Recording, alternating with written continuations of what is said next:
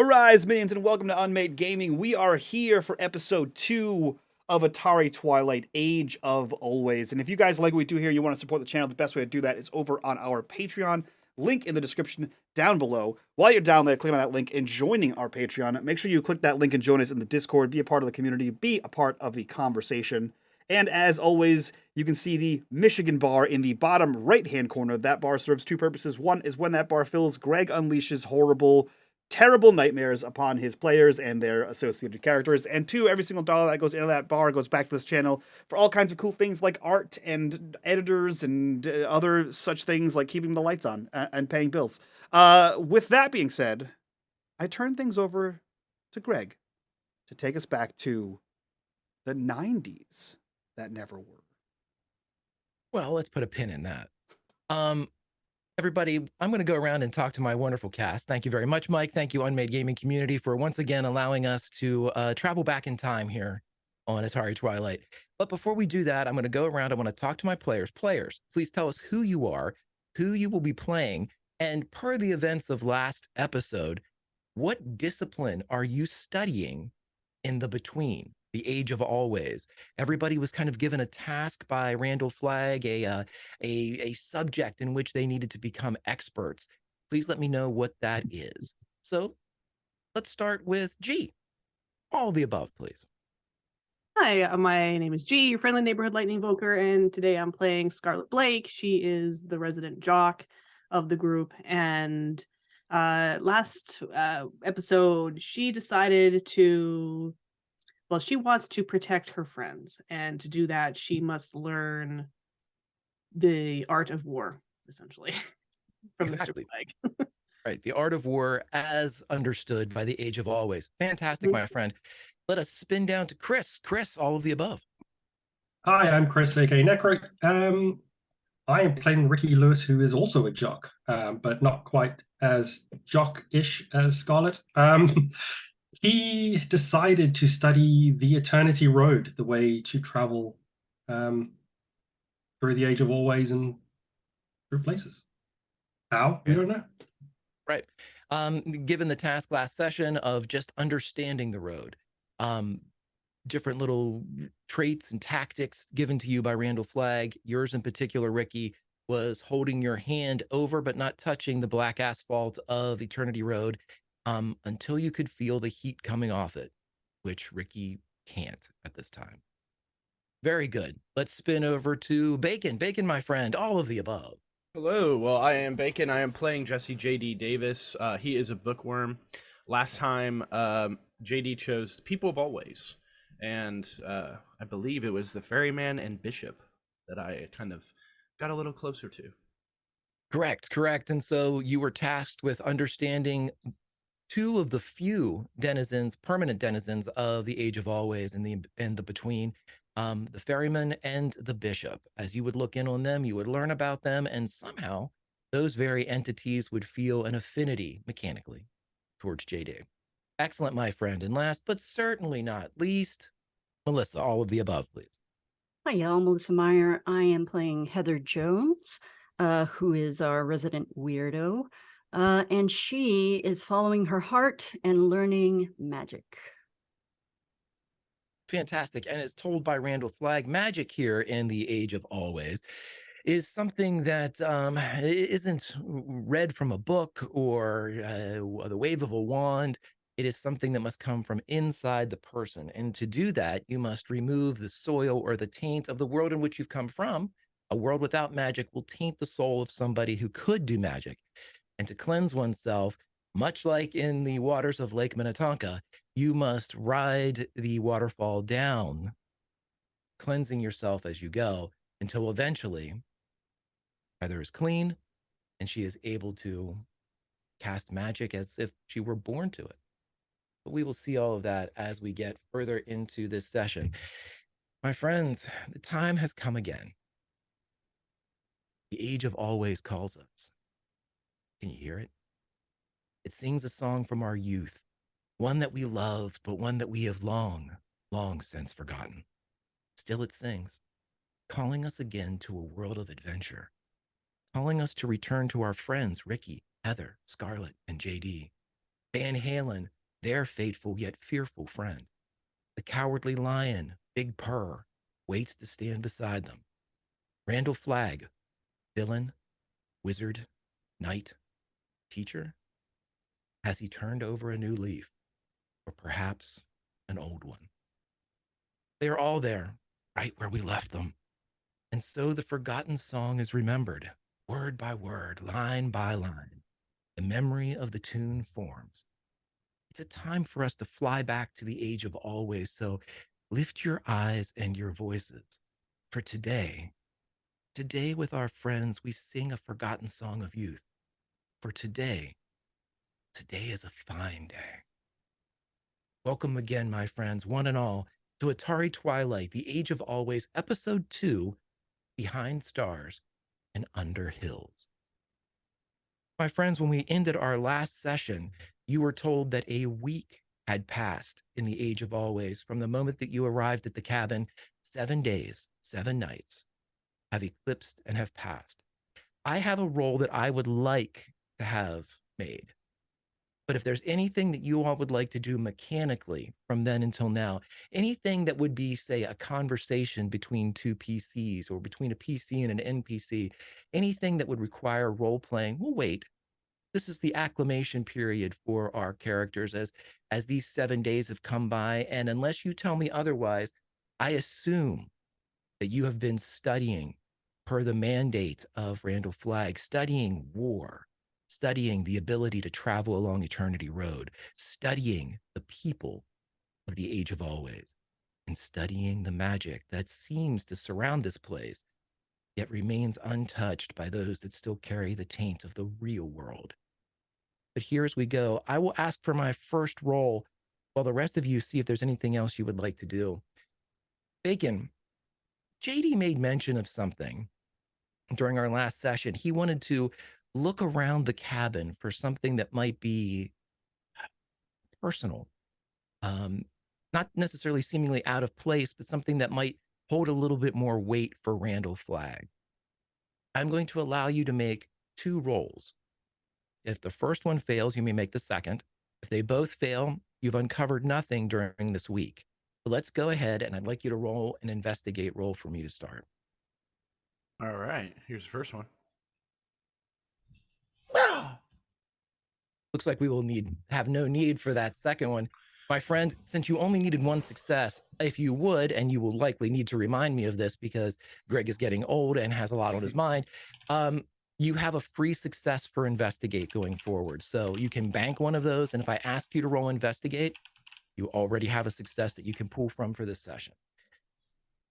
As you are looking around, and as you all of you are you've been told that the cabin is your home. Mechanically speaking, for the Tales from the Loop system, this is your hideout, your headquarters, the place where if you suffer a condition, you can go and have it removed if you spend enough time here.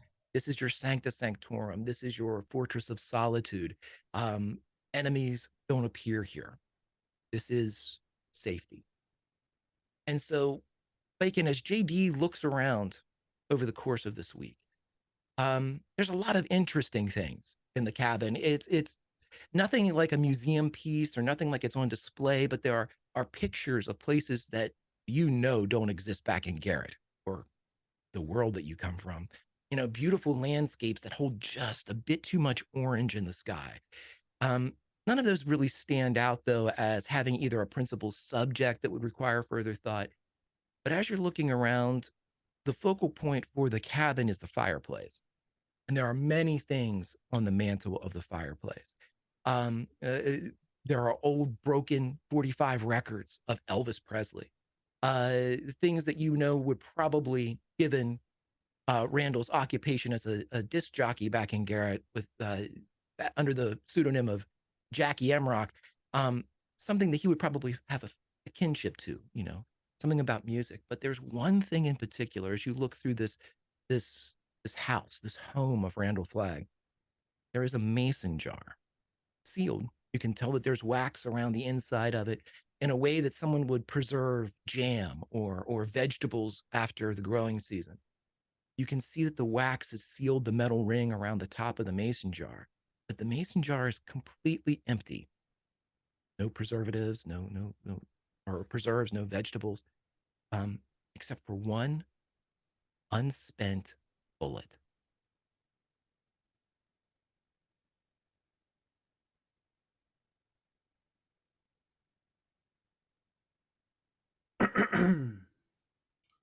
JD, you have noted this, and I will say because of your role, the only way the others would recognize it as something to note would be you telling them.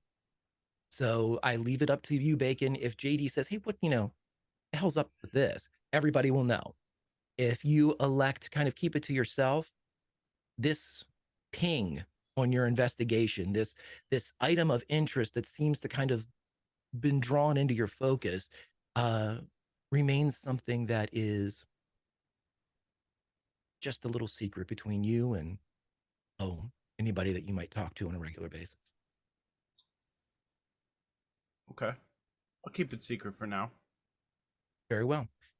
The rest of my friends, as you are, and Bacon included, if there's something else you would like to do, is there anything that you would have wanted to do during this time that would require a roll? If there was you name it, and I will let you know. Any kind of heavy RP or questions or things like that, we'll devote to a scene between characters and NPC. But if there's anything mechanical that we would like to get out of the way now, we absolutely can.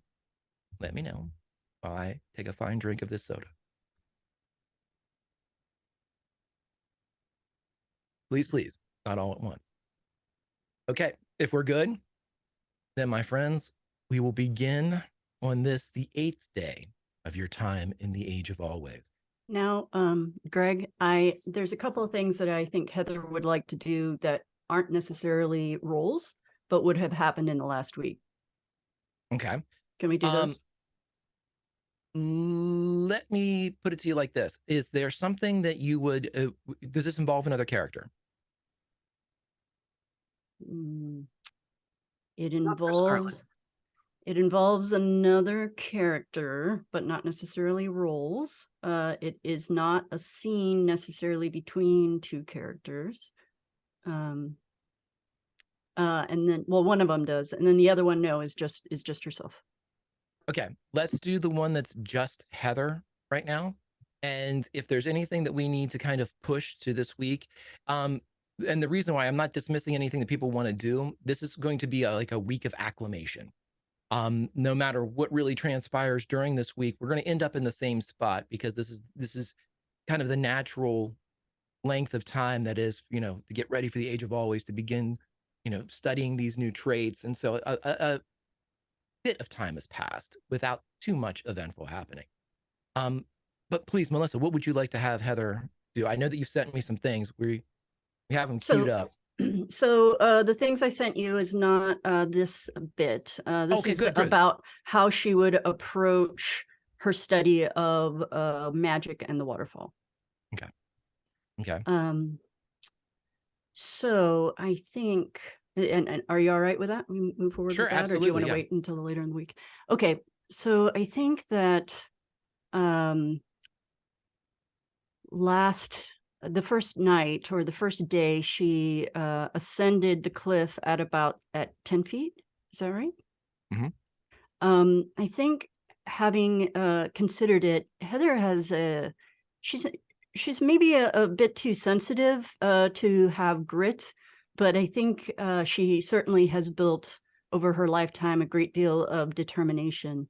And so, having not made much progress in that first day, I think that she'll approach the cliff face a little bit differently this time, and with the goal of ascending all the way to the top. So up to 50 feet. Okay. Can I make a DM's bargain with you here? I absolutely love to do this. Would this be something that on day 2 Heather would attempt, or is this something that at least the summit, the highest point, the 50-foot ledge to jump into the waterfall and ride it down, is that something that would happen on day 3 or 4? When do you think Heather gets the gumption to leave the 10-foot ledge and go to the 20 to 30 and then ultimately the 50 ledge? I think that her mindset going into that second day is to get there, but that does not necessarily mean that she accomplishes that fact. She is terribly frightened of heights. And so I imagine she would have found herself frozen, possibly halfway up, and maybe wouldn't even have done more than one waterfall dive in that day.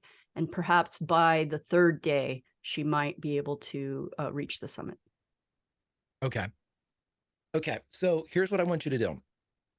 If you would, I would like you to roll a force or a move as you climb, but I want you to do so with the temporary condition of scared.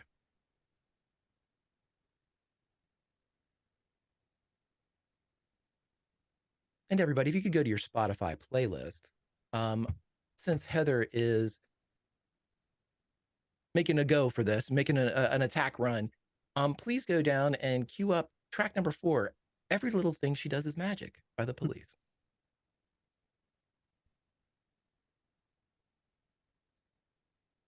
Zero successes. You may push, you may use luck, you may use your pride. Can you remind me, luck, does that refresh Every session, every session? unless I tell you otherwise, but yes. Yes, she will use luck. Sure thing. And we'll go with scared. Nope. Okay, here's my bargain. That scared condition becomes, well, permanent for this session until you remove it, and I'll let you make the top. If you go back down, we'll take scared away. She'll do that. We'll take the scared condition. Very good. So help me with this narrative, Melissa, as Heather is climbing to the lyrics of Sting. As you climb finally 10 to the 20-foot ledge, to the 30-foot ledge, the rocks around the waterfall begin to, there's more moisture up here. They begin to get a bit slicker. This is augmenting the fear as you have more of that, the kind of that proximity to the actual droplets and the mist that are being blasted off the top of the waterfall as it leaves one plane and drops to the lake below. Is there anything in particular that she would be thinking during this climb? Is there a motivation? Is there a fear, of perhaps not performing or something that would keep her going forward, whether it is fear or motivation that ultimately does it? I'd like to know. I think she has a deep motivation to achieve what Randall promised her that the waterfall can achieve. That is to be washed away of all the stains on her spirit, on her soul. And beyond that, the thing that she prizes more than anything else in the world are her friends. And she believes that this is the thing that she can do best as a gift for them. Perfect. And so with those motivations, you are able to take the top. And this ledge isn't necessarily a ledge. This is the level that the river that rushes and becomes the waterfall is on. So as you pull yourself up this final climb, you are gifted with the highest vantage point you have had here in the Age of Always. This is the highest point that you can see from the cabin. This is the highest point that you have seen anywhere in the Age of Always. This is the peak. Now you, in the distance, in your immediate kind of viewing, you can see that there are higher hills and mountains out there, but they are farther away. This seems to be a spire, or at least an area that sticks out in this particular region. What are you looking for? Is you and you alone, much like how JD viewed the bullet in the mason jar, you and you alone have this vantage point, have this insight. What are you hoping to glean? I think as she's climbing over the top, like all the way up, she has barely been able to look down, and she has been, because the thing she has learned in life is that if she can't see it, that fearful thing isn't actually there, right? So she tries very hard not to see the things that are frightening in the world. So she's avoided looking down the entire way. And the moments that have been most fearful for her have been when she's had to glance down in order to get a foothold, or in order to, grip a rock more tightly. So she pulls herself over the edge here. Her adrenaline is high. She's barely able to think. And I think she just kind of scrambles as far away from the edge as she possibly can, gasping for air. And you say that this is the very top of the summit. There is some room here for her to turn around. Well, she moves as far away from the edge as she can, Like as soon as she possibly can. Exactly. And it's only after a couple of like very rapid gasps for air and calming herself down that she turns to look at the vista around her, and she looks. She can barely even look down at that point, but she's looking out and around, and she does take that moment to mark any points of interest in the landscape that she might see. Roll me a d6.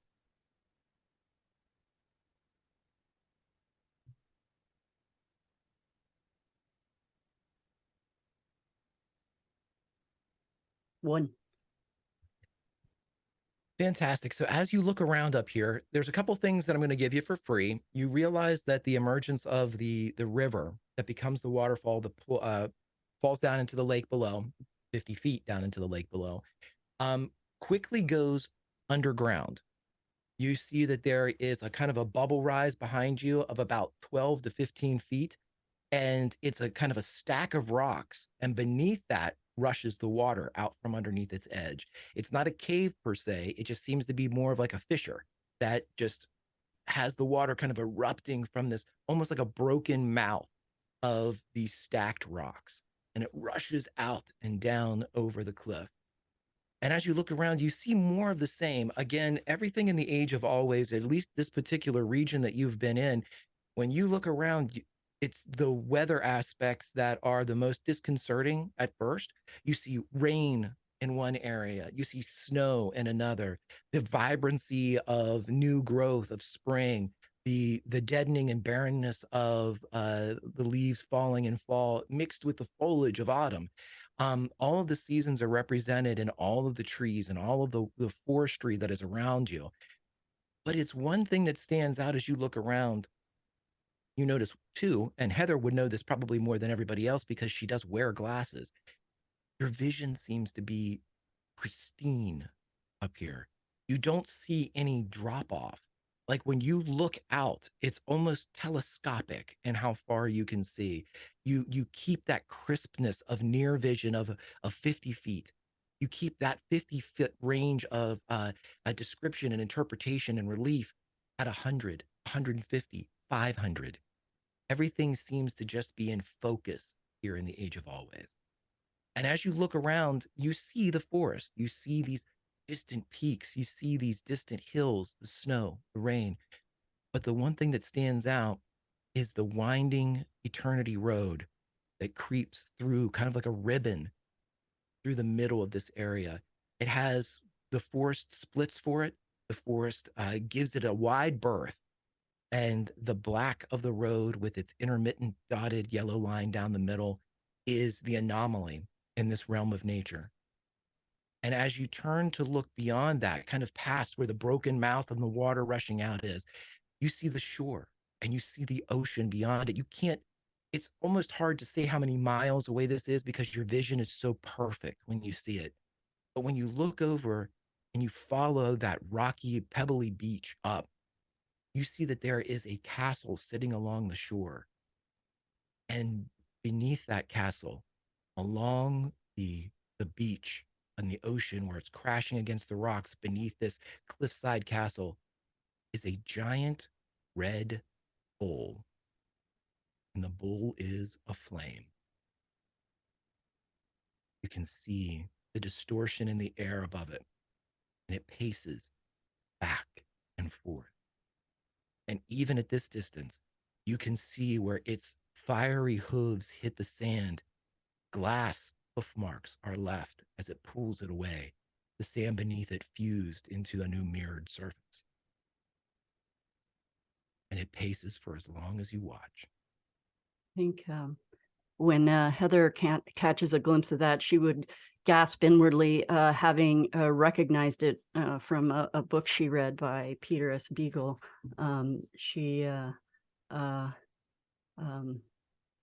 She'll note that. She'll note the beach, where it curves, where the castle is, how it relates to the fissure from which the waterfall falls, where the river flows, where the road is in conjunction with all of those things, and also how all of those things relate to the cabin and where the cabin is. I'll give you this kind of broad-based view of what you're saying. In relation to the road, the cabin, and the castle with the bull beneath it, the castle and the cabin are on your side of Eternity Road. Mm-hmm. Eternity Road does not have to be crossed to get to the castle. Good. Having noted that, I think she is going to she's going to approach the waterfall, and she waits, I think, until her heart slows a little bit, and then she's going to speak to it. And she's going to say, Flag told me about how the world stains the soul, and I guess he's right. Sometimes it feels like the world is nothing but heartache, and like the darkness of it all could swallow me up, like it's creeping into my soul. You know, what I don't tell them all is I don't think that I'm a very good person. When I think of all the things I could have done or said, if only I'd had the courage to. When I think of all the things that I shouldn't have thought or said or done, well, then I know that I'm not worthy of your gift. But you've got to believe that I don't want to be that way. I want more than anything to be one of the good ones. You know, to be like Ricky. I bet he'd only have to dip his toe in your water, you know, because he has, well, his heart is so pure. But I'm so angry, and I'm so afraid. No matter how hard I try, I can never quite seem to find my way to that openness of heart and goodness of spirit. And I think I've known all along that I'm the one that's holding me back. So I surrender. And I hope that you see me as I am and who I was, but mostly I hope you see me for who I want to be. And then I think she, not an elegant dive or even like a I don't know, a powerful, what do you call those, bomb when you roll up in a ball? Cannonball. Cannonball, thank you. She will instead just allow herself to fall. And I think that when she enters that water this time, she'll have prepared for what she wants to hold in her mind. And also she's going to try to hold on to something to help suspend herself in the waterfall longer. Okay. And what will be on her mind, I think, is first she's going to think back to the dream that she had way back when she was age 4 at the edge of innocence, when it was so easy to take delight in all of the simplest things in life. And then she's going to remember also those fleeting moments when she forgot and she set aside all of her baggage, those moments of pure joy and safety. And probably a lot of these were when she was hanging out with the Keystones in the attic. And I think she's also going to remember all the endless moments when she promised herself that she was going to be good enough. Finally good enough. Because I'm a big softie, please remove your scared condition. And I would like you to roll something for me, Melissa, but that's Okay. something cannot be investigated. That is what you rolled last time. I need you to pick something else to roll and do so now.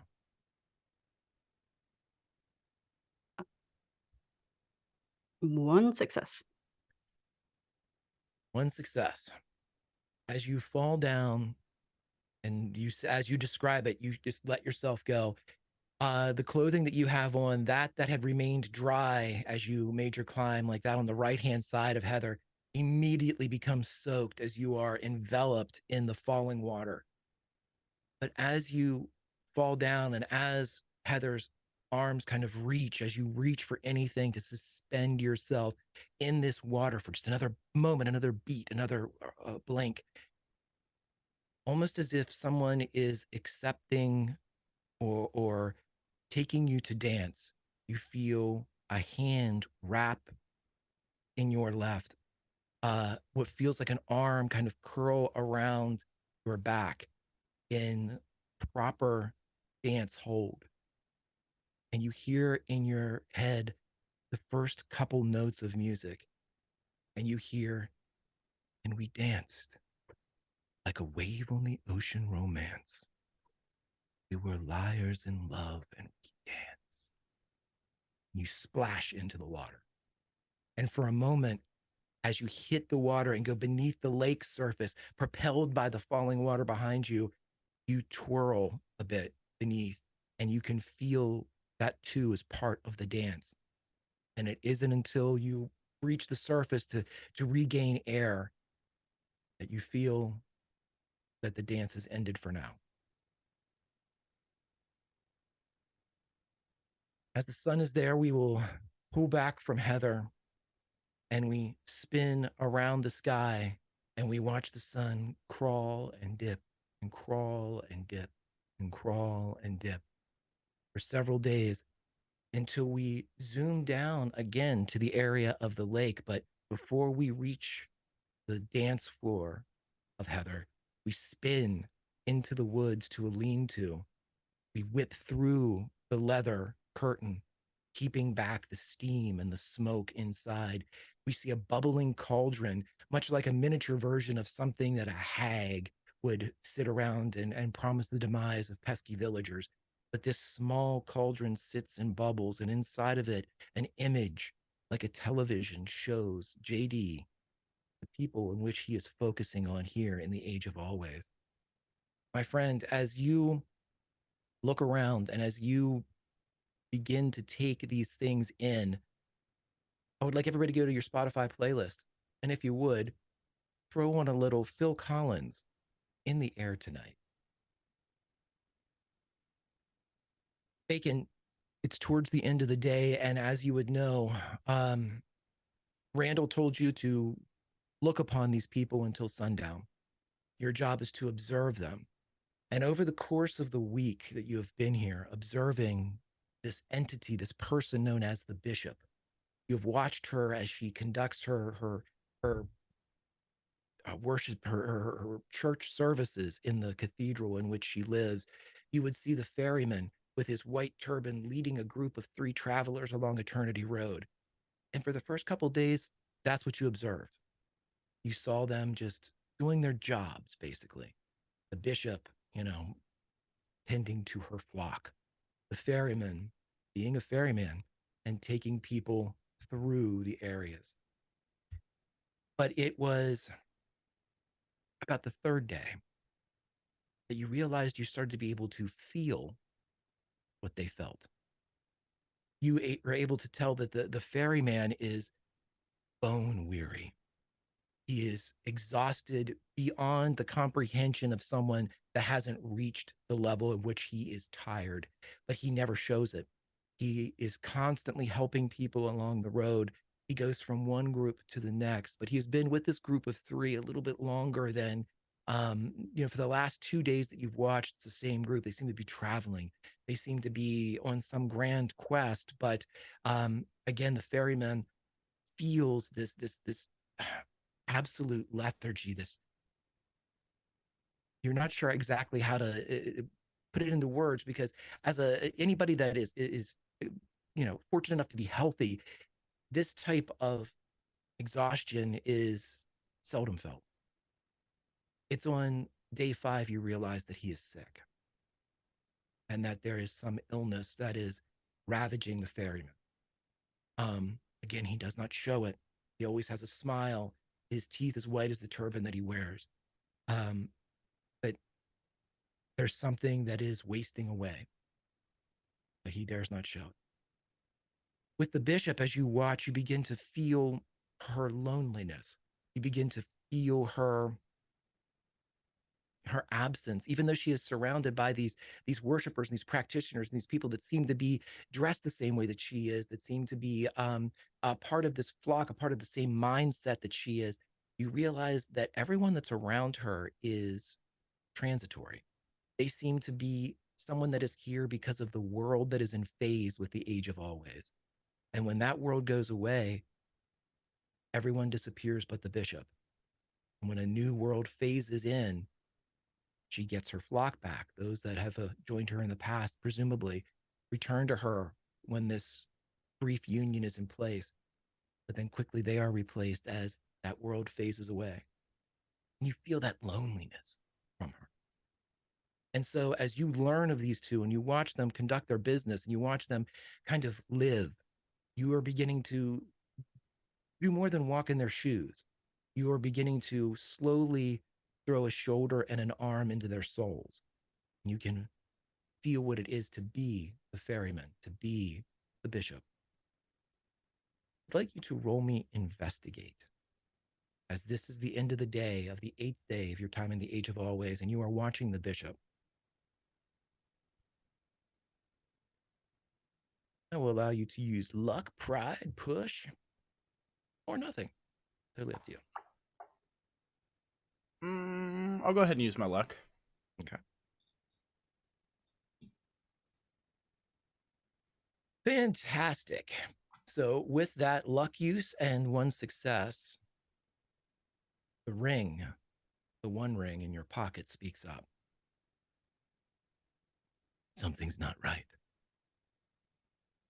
And for the first time, you are taken away, your vision is taken away from the focus of it being the bishop to deeper into the cathedral, as the ring almost like it's putting its arm around your shoulder and pointing to something that you didn't notice. Look there, look right there. And the ring says, see those two in the rear of the cathedral. They are not praying, not like the others. They are watching the bishop. One of them seems to be doing something. We must get closer.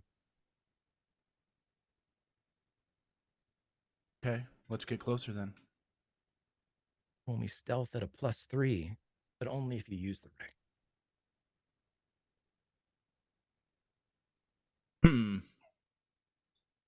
So 3 bonus dice? Correct. I am covered up, so I'm assuming that's one success. Yep. Very good. So for the first time, almost like you're in a play, but instead of the central characters of the play in the middle of the stage, you kind of push past the bishop as you move to the back of the cathedral. She's still at the front doing her prayers, her evening prayers, getting into the same time of day that you are, here at sundown. And as you get closer to these 2 hooded monks, they appear to be, the first monk speaks in a deeper voice. I believe her power can be pruned, but not here. Her will is too strong in the cathedral. We must draw her out. The second monk leans over conspiratorially, a lighter voice emanating from beneath the hood.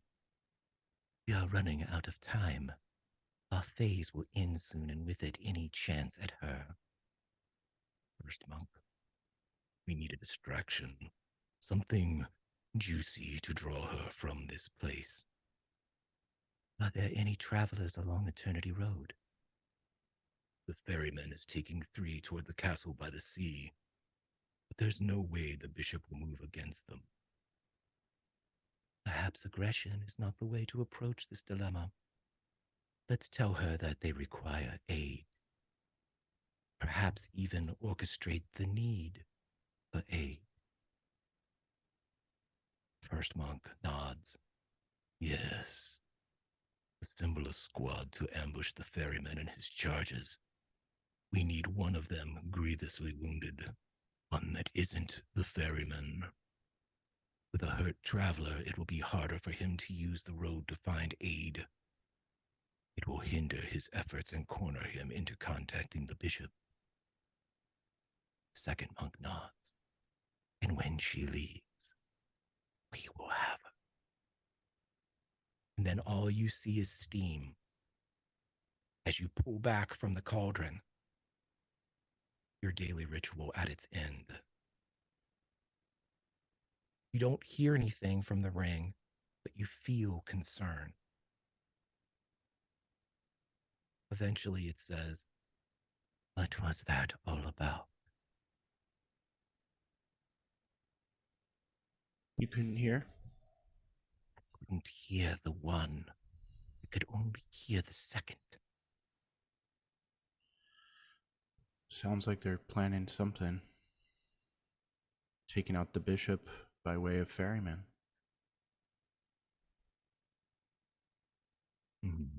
Seems to bother you.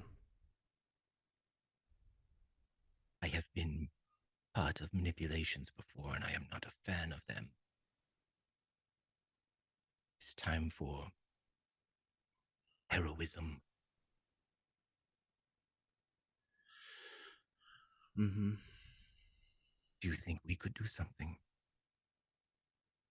We know where they are. Perhaps we could help. Could probably fix everything. Yes. It might be up to us, JD.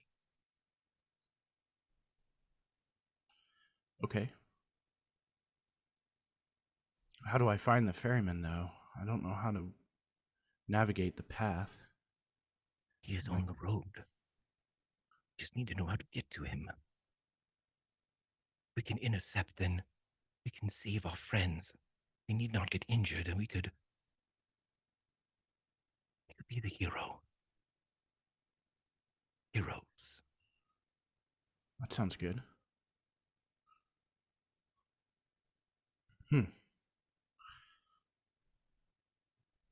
Let's go be a hero then. JD, I must ask you one question before we... I need to have a partner. I do not need a master. Is this something we could be? Partners.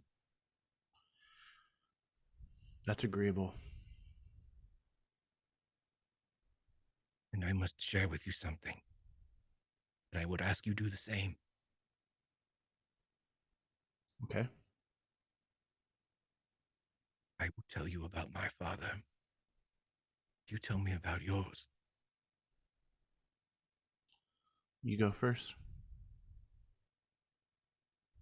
I'm sure you know who made me. Mm-hmm. I was birthed to control others. As a trophy of dominance. I was a tool. I only knew love as a word. I am every bit a child of flesh and blood. And despite being made of metal, I am not as strong as it.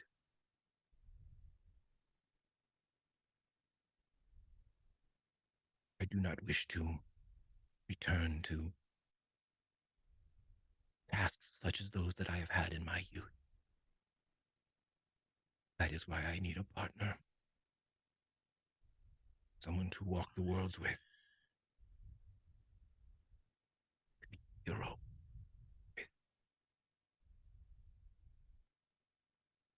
Well, we're not so different, although I don't have much to share about my dad. I didn't know him much. So you were created for a purpose. Sometimes it feels like, I wasn't. I was left. Abandoned. Maybe that's where some of my fear comes from. But I think it's time to be a hero. I agree. And you are abandoned no more, JD. I chose you. First time for everything. Let us pen our own adventures. We will be the ones that write the books now. I'd like that. Then a fellowship it is.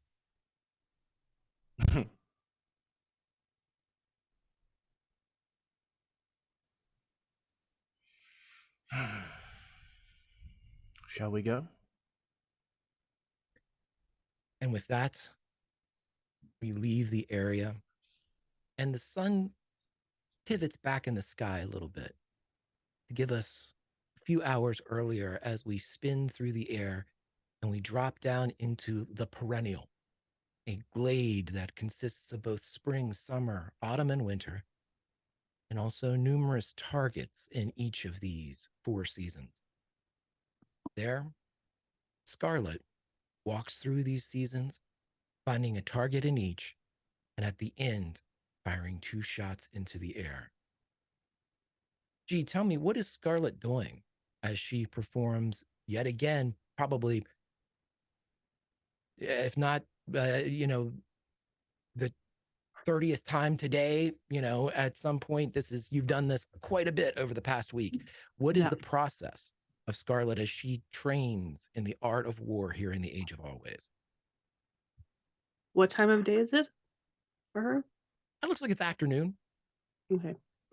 She's been up since before the sun rose over the trees, and she's been starting her day every day this week with a jog.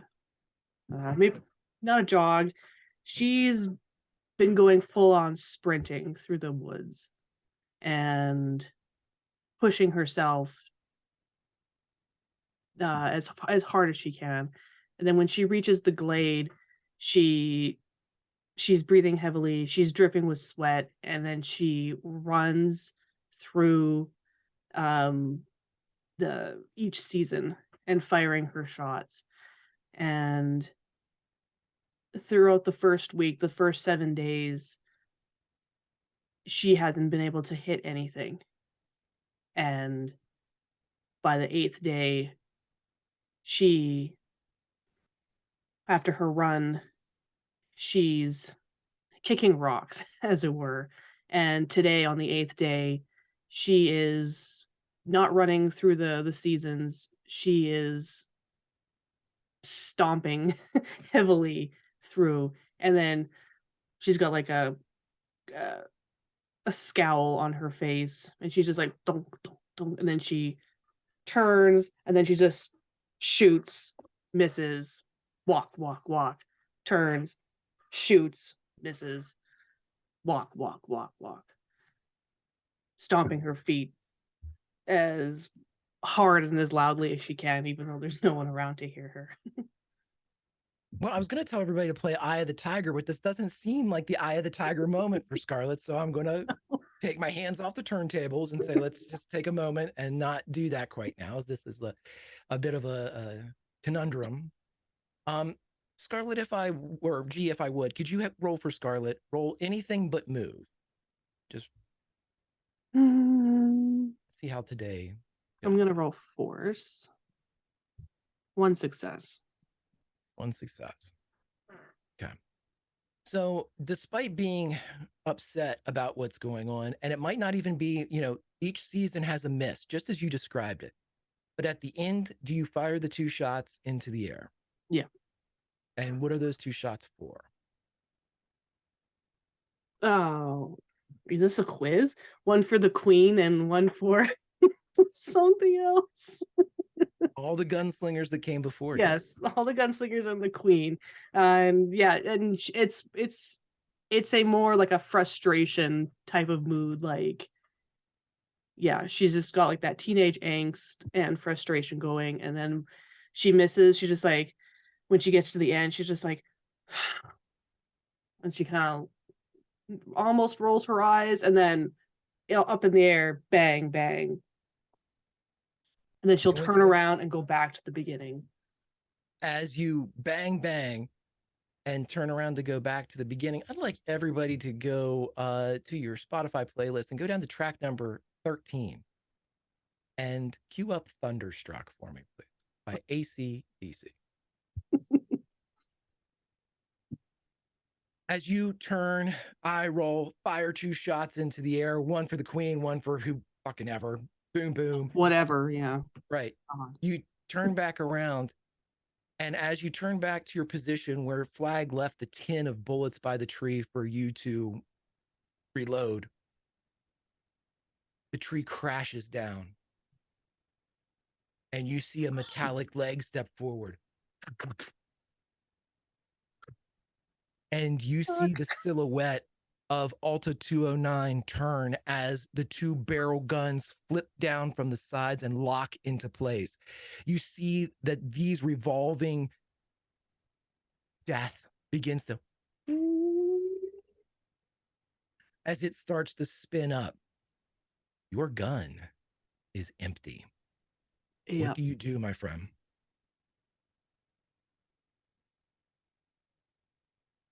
I think in this moment, she knows the gun is empty, but that's just like the back of her mind. And I think she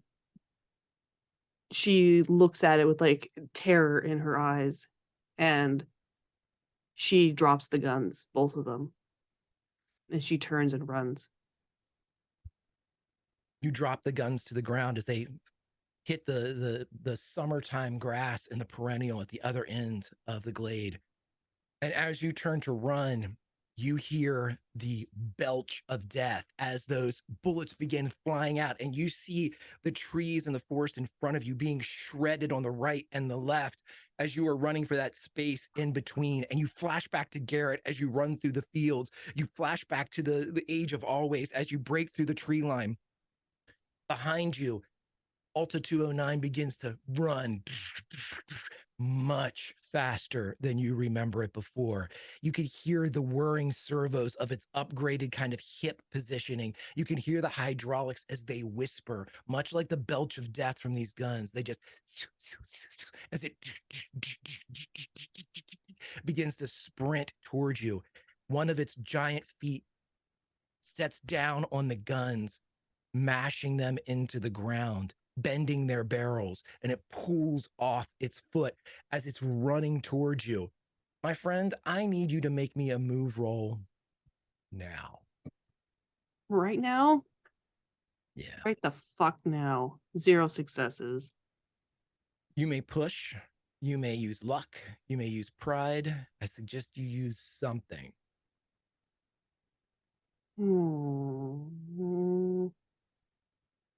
You suggest. You highly recommend I do something. I recommend. Well, she's gonna push. And what condition will you take for the push? She's gonna take injured, because as she's pushing, she plants on her foot, and she turns into the trees on her right foot, and she feels a twinge in her ankle. The same ankle that she twisted before, eh? Mm-hmm.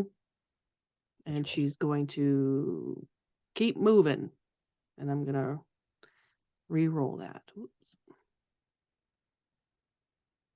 Bitch. Did that roll with my condition? It doesn't matter. You would have had Okay. 3 or 1 or 3 or 2, so it doesn't matter.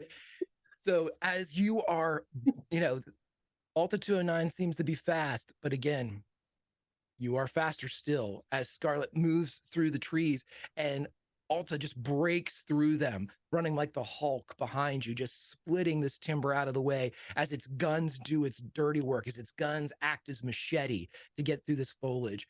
And you're running as you feel this thing, even despite your speed getting closer, but you're able to move away, but you keep flashing back to Garrett. You keep seeing Garrett, same thing, only this time there is no JD on a bike coming to grab you. You see yourself alone in this forest. Everybody turn off the music, please.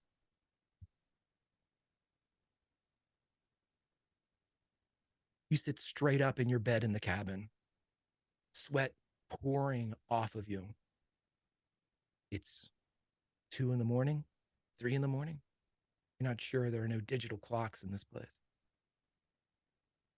But whatever you had on, the bedding, everything is soaked with perspiration. What do you do? And when she sits up, she's breathing heavily, and she's clutching the bed, the sheets and the blankets in her fists. And she shakily takes a breath, and she wipes at her face, and she's got tears coming out of her eyes. And she looks out the window into the darkness, and she doesn't say anything. She doesn't say anything, but she just thinks, "Not again." And she's slowly gets out of bed, puts her feet down. As soon as you put your feet down, you hear kind of the tap of the paned glass that is you just looked out of. And when your eyes are drawn back up, you notice that the window is actually open, that it has been pulled. It opens like a cupboard would open. And you see completely white with what looks like a bullet hole in his forehead. Ben says, "I died alone. We all died. Where were you?" She screams. And as you scream, you pull yourself up off of the tree as you look around in the glade where you had taken a rest during your lunch break on the 8th day of your time in the Age of Always. But as you come to, as your own scream is ringing in your ears, you hear Ben's voice say again, "Where were you?"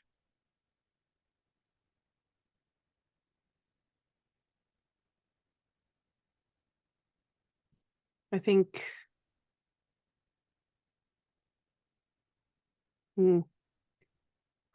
she sits there and she cries quietly to herself. And she's sitting next to the tree that has the that Alta 209 busted down. I think she as she cries, she turns and she punches the can full of bullets over. Spills And out. she just pulls her knees up to her, and she puts her arms down, or her head down on her knees. Before we leave Scarlet, I want you to make, actually, you've had a 3 success. I'm going to give it. Do you practice the rest of the day? Or No. do you just, at some point around the time that you would be heading back to the cabin, whether you decide to do that is entirely up to you, G, but at the time that you would have normally left to go back to the cabin, you look up long enough either to wipe away tears or just observe your surroundings or just take a moment.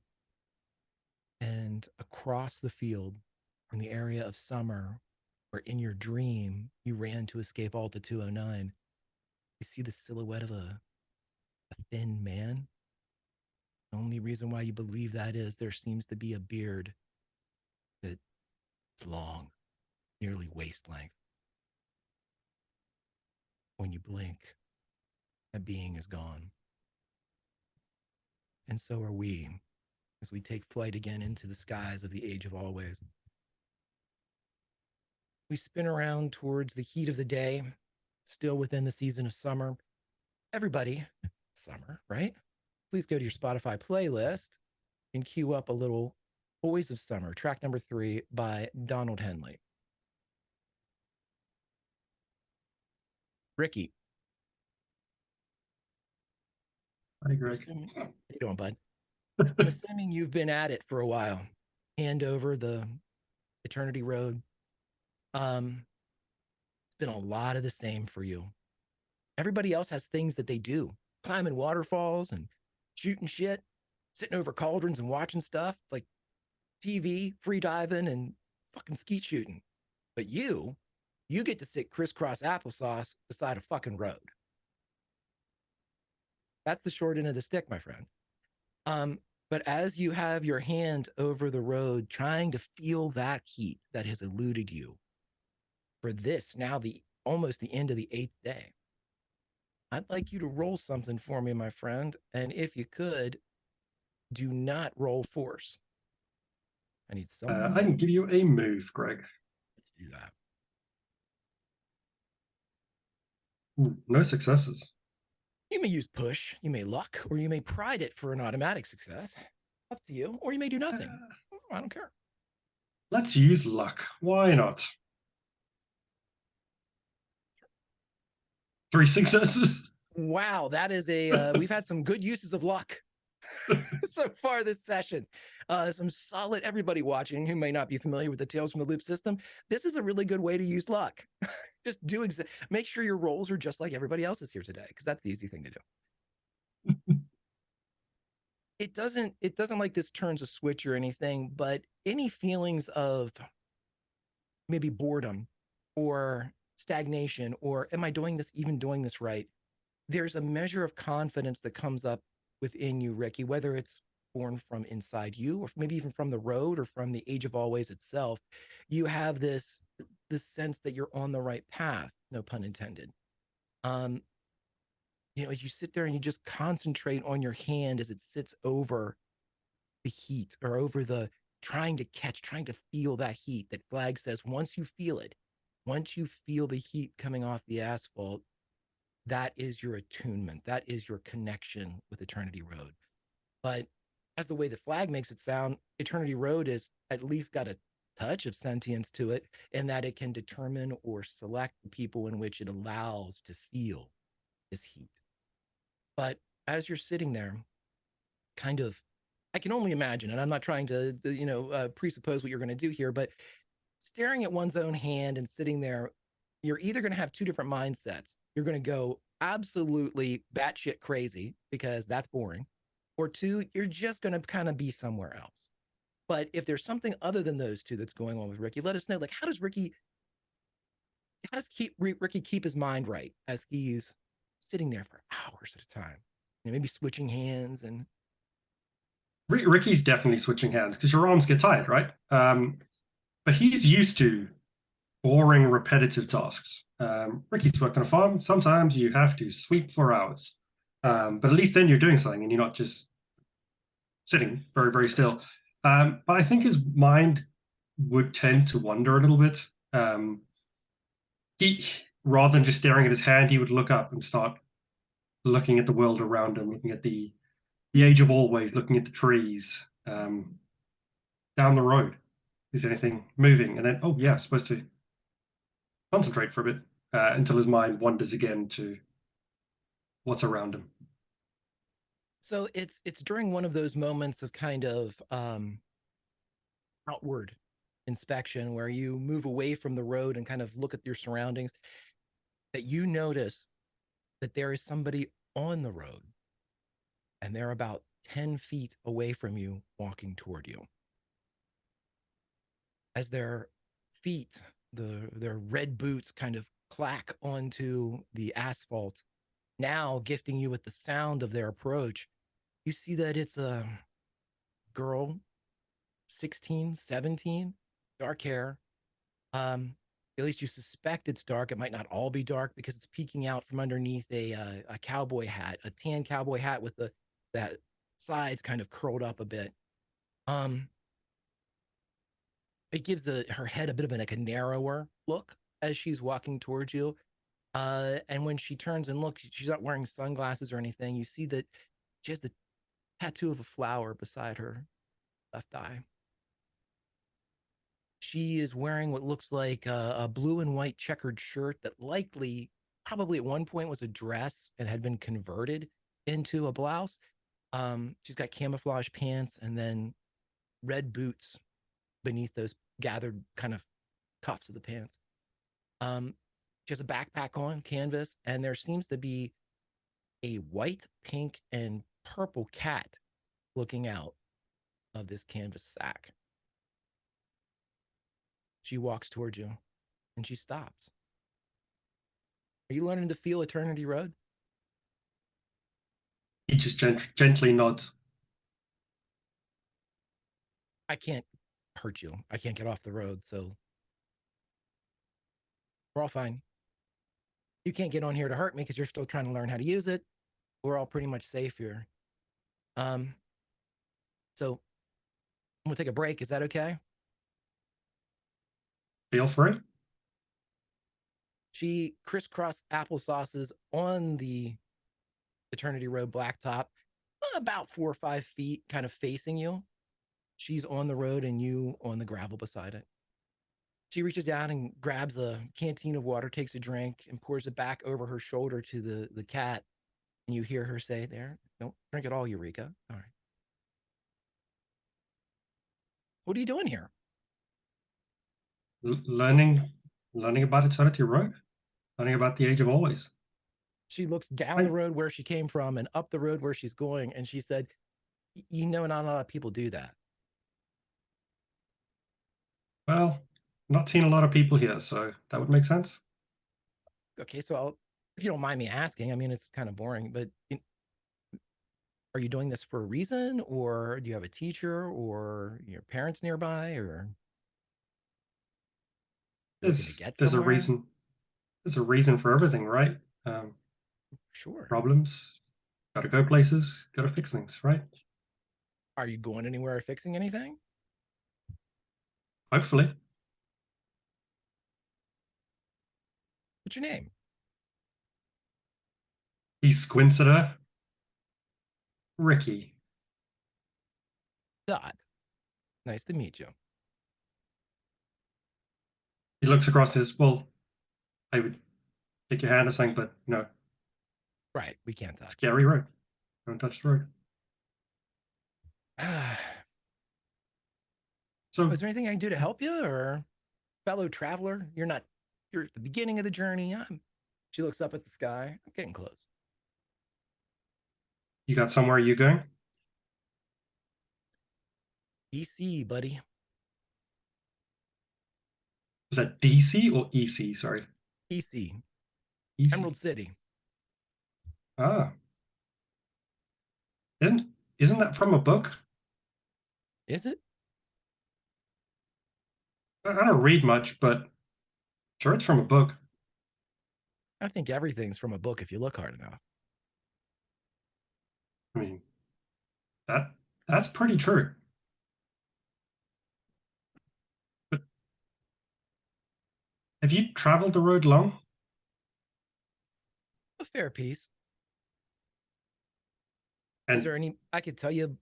Do you need to get anywhere? I can help you. I mean, if you'll let me, I can't take you anywhere, or Well, I can't go anywhere. I just need to learn. You've got to understand the road. Right. Who's That's your step teacher? one, right? I don't really know his name because he keeps giving multiple. The last time he said it was Jackie. You know, Jackie? No, I don't know a Jackie. Describe him. I mean, yay big. Hat, glasses. She cocks her head. You're talking about Randall Flagg. That's what everyone else seems to call him, but he doesn't like using that name. Oh, that's funny. He doesn't like that name. Wonderful. But you have a bang up teacher there, so I'm sure everything will go swimmingly for you. What are you doing here? Well, Under gotta the learn from tutelage someone, of right? Professor Flagg. Learning to use the road. For what purpose? He smiles again. To get places. Where are you headed? Well, in all honesty, I don't really know. But step one is to figure out how to get places, and then figure out what we got to do when we get there, or how we get there. It's complicated. You're certainly making it complicated, but that's okay. I mean, this is conversation and I've been bored as hell. So, all right, let's try a different You and me both. tactic. Roll me a charm if you want to. This is entirely up to you, Chris. Oh, go on then. Why not? No successes. She looks at you and gets up and kind of dusts dust that isn't on her off. And she goes, well, it's a pleasure talking to you. But a word of kind of assistance, maybe. I mean, I'm not a teacher, whatever. But stop trying to like feel the road's heat, which is I assume what you're doing when I walked up. Try to not feel it. And she kind of smacks a boot down onto the asphalt of Eternity Road. Eternity Road is a bit of an egomaniac. It if you think or it thinks that you don't really care too much about it, it'll pay attention to you. It's like putting gum in the hair of the girl you like. You shouldn't put gum in someone's hair. Well, see, that attitude's not going to serve you well with the road. The road needs a bit of an ego. He looks down at the road. He when she stood up, he stood up with her, and he looks down the road and goes, I can try, but I'm not sticking gum in someone's hair. Well, the road, as far as I know, doesn't have any hair to stick gum in, but if you sort of ignore it, it might stop ignoring you.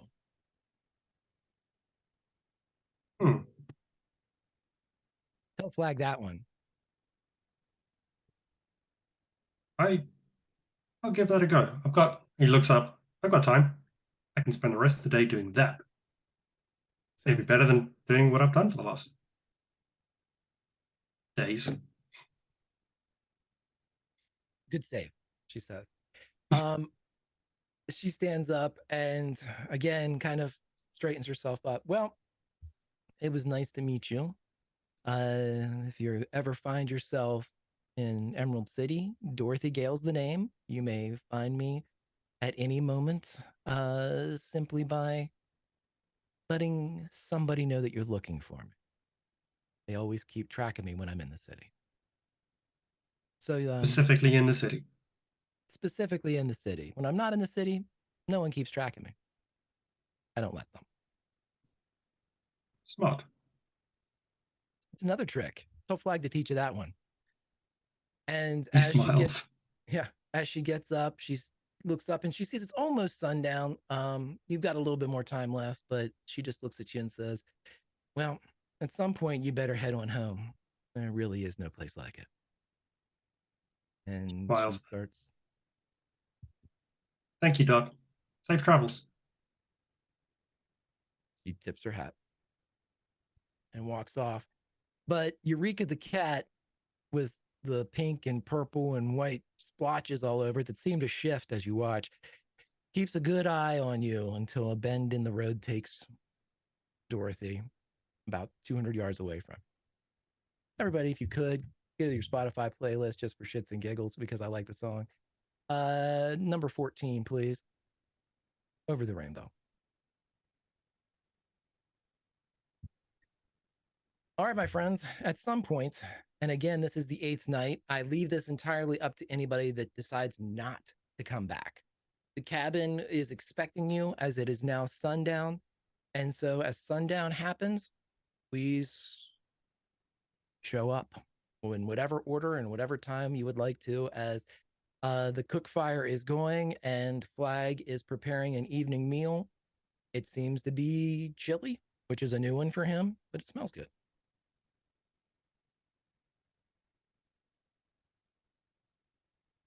Scarlet does not come back. Ricky would return in his normal way. Whenever he returns, he comes back with something. Water to top up the supplies, firewood to, again, top up supplies. In the early days of the week, he would have built like porch slings to sit outside to give them somewhere they can sit. And he brings along like a piece of wood and he leaves it on the railing, next to which is little figurines of animals that he's seen in the Age of Always, just carved, sitting on the railing. And he would step inside into the cabin. If there's no one else there, he walks up to the kitchen, to where Flag is, and says, Flag has an apron on that has like chili stains on it, and it says, "Forget the cook, kiss the DJ." Ricky walks up to the counters and sits not next to him, but near him. He says, "I met a friend of yours today." I don't have any friends, so you need to describe that one a little bit better. Dot, red boots, hat, weird looking cat. Oh boy, what'd she say? This will be fucking great. What'd she say? She gave me some advice with talking to the road and said, well, she knows a lot about it, but said I should get you to teach me how to get people to forget where I am. Or not know where I am. Not know where you are when you're in the Age of Always. That's baby steps. She's throwing you in the deep end. I can do that. Let's just put a pin in it, but I can do it. We just, we got to learn how to, training wheels aren't off yet, Ricky. You'd like her. She's a farm kid too. So of course, I can see you all getting along famously, but she's a bit of a troublemaker, which is rich coming from me. I know, but whatever. I'm pretty sure everyone here is. What, a troublemaker? I imagine that's why you're here, right? And we all not supposed to be here, but you're here. Well, I mean, who's a troublemaker? And again, you see the chili starting to bubble like off the side as he ignores it for a moment. What's really a troublemaker? A troublemaker is somebody that breaks someone else's rules. Well, yeah, they're not my rules, right? But they're someone's rules. Yeah, they're not mine. I didn't sign anything that said I had to follow them. You didn't sign anything that said you had to follow them. I didn't know about the rules. I mean, didn't tell me about the rules before we came, so. There are no rules we have to follow. We didn't sign up to anything. We're not in service of the Queen. True. But everyone else here knew about the rules and still breaks them, right? Ricky, roll me an empathize. And empathize. Stats, Greg. 1 success. It's not that dumpy.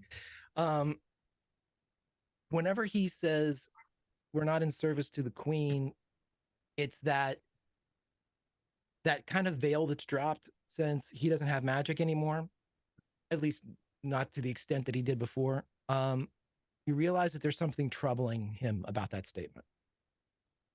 There was a hitch in his normal demeanor.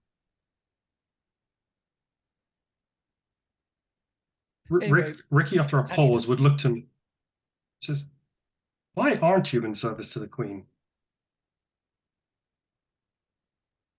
Help me, see that wooden spoon?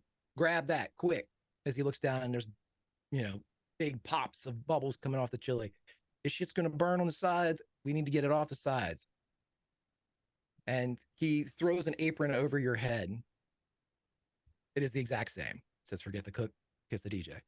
But he puts it around, he ties it behind you. Stir the sides. You know how to do it? Stir the sides so it doesn't burn. All right. Yes, sir. Get on that. Where's everybody else? He goes to the door. Boy, oh boy. It's like herding cats. Like the one I saw today. And he just stirs the pot. Better than that fucking dog. He walks outside. He looks around. Is anybody else on the way? Heather's one to follow instructions to the letter, and on the first day, Flag told her to come back at sunset, and so as the sun sets, Heather will return. Now, whether that is at the moment that Flag steps out the door, or it was before or after, I could not say. Yeah, it would be right on the same time. You'd probably be closing on the porch whenever he would walk outside, and he would just basically say, and again, you see the apron. There she is. How'd it go today? Good. Good, I think. Well, that's good. It's better than bad. How would I know? You feel good? I feel good. Then it was good. What's for dinner? Chili. Oh, sounds good. It's ready It now? is good. It's getting there. As long as Ricky doesn't burn the sides. Oh, he won't burn it. It'll be delicious. He's a good kid. We'll make a cook out of him yet. Hmm. Can I get you anything, Heather? You? No, I don't think so. I think, Still don't like me? What did you just say? Sorry. You still don't like me? It's okay Should I? not to. Most people don't. Should I? Well, I mean, if I'm being selfish, I'd like it. Well, I think maybe that's something to earn. I can live with that. Do you see anything when you're out there? Specifically, like a thin, kind of creepy guy? She's going to pause a moment and look at him, wondering if she should talk to him or trust him with information. And then she'll say, well, the first night I did. Like a week ago, you saw. Yeah. Not since, though. Yeah. Ain't much. Just don't be alone with him. That makes sense? Yeah, I think, I told you the other day, I'm tired of people just being vague. Right. Tell me more. I will at dinner. Let's get everybody in there. I think it's high time I just kind of put out a general warning. All right. You see anybody else coming? JD, are you on your way or not? I think JD's trying to be a hero.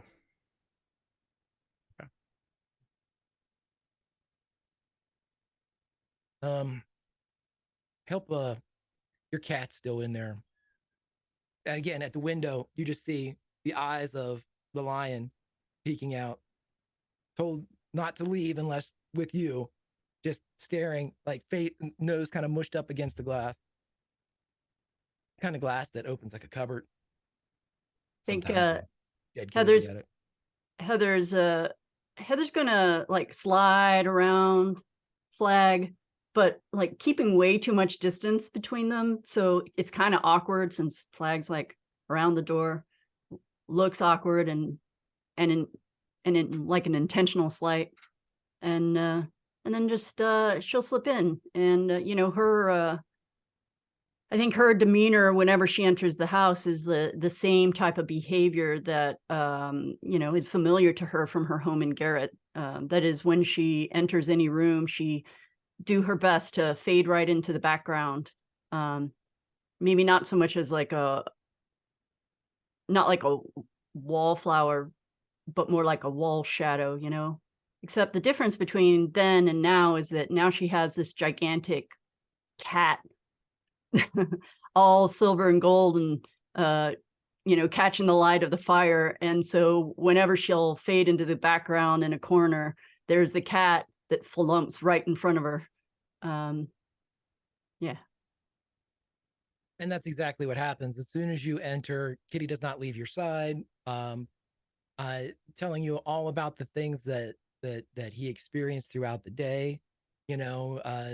Most of the topics include, I think the mouse is back, but you're not sure if it is or not. You're not sure if there is a mouse, but Kitty believes there to be one, and it is a source of great consternation. So, you get to hear all about it. Scarlet, are you still in the perennial, the glade? Yeah, she probably stays till after nightfall. Then she would make her way back. Okay, you'd probably meet Flag on the way, like halfway between the glade and the cabin. Flag would be intercepting you. Okay.